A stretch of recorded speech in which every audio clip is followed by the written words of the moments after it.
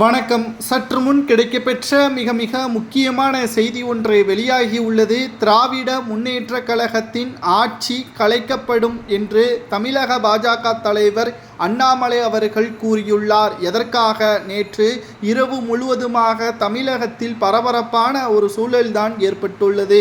அண்ணா பல்கலைக்கழக மாணவி ஒருவர் பாலியல் துன்புறுத்திற்கு ஈடுபட்டது இது திமுகவின் பின்புலம்தான் என்றும், ஒன்றல்ல இரண்டல்ல சுமார் 75 நபர்கள் உட்பட இந்த பாதிப்பு நடந்திருப்பதாகவும், பல்வேறு குற்ற பின்னணியில் திமுக இருக்கிறது என்றும், 45 நாட்கள் நான் உண்ணாவிரதம் இருக்கப் போகிறேன்.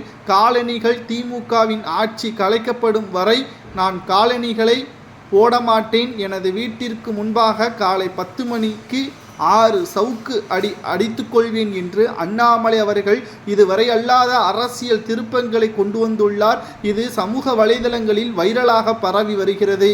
ஏனென்றால் அண்ணாமலை அவர்கள் சொல்வதற்கு முன்பாக பல முறை யோசித்து அது நம்மால் செயல்படுத்த முடியுமா, செந்தில் பாலாஜி அவர்களை சிறையில் வைப்பேன் என்று பேசியிருந்தார். அதேபோல் அவர் பேசிய 3 மாதத்திற்குள் ஜூன் 14ஆம் தேதி 2023 ஒட்டுமொத்த தமிழக அரசியலையும் திரும்பி பார்க்கும் விதமாக செந்தில் பாலாஜி அவர்கள் அமைச்சராக இருக்கும் பொழுது அமலாக்கத்துறை அதிகாரிகளால் அவரை கைது செய்யப்பட்டு 15 மாதங்கள் சிறையிலும் அடைத்தார்.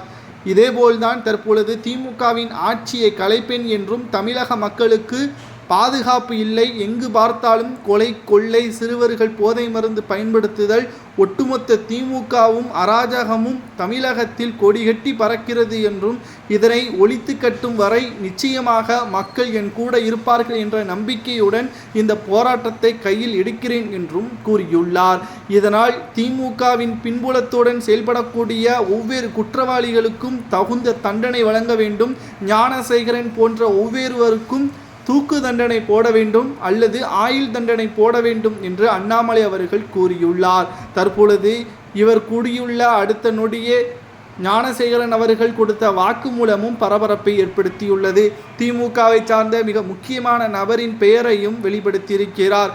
இதனால் ஞானசேகரன் அவர்களுக்கு தொடர்புடைய நபர்கள் யார் என்று பார்க்கும் பொழுது திமுகவின் சுற்றுச்சூழல் அமைச்சராக இருக்கக்கூடிய மா சுப்பிரமணியன் அவர்களுக்கு நெருக்கமானவராக இருக்கக்கூடிய காரணத்தினால் அவருக்கும் இதில் தொடர்பு இருக்கிறதா, அவரது பதவியும் பறிக்கப்பட வேண்டுமா என்ற பல்வேறு கேள்விகளும் இதன் மூலமாக முன்வைக்கப்பட்டு வருகிறது.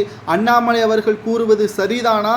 அரசியலில் அண்ணாமலை அவர்கள் கைதேர்ந்து விட்டாரா? திமுகவின் ஆட்சியை கலைக்கும் வரை காலணிகளை போட மாட்டேன் கூறுவது என்பதை பற்றி கவனித்து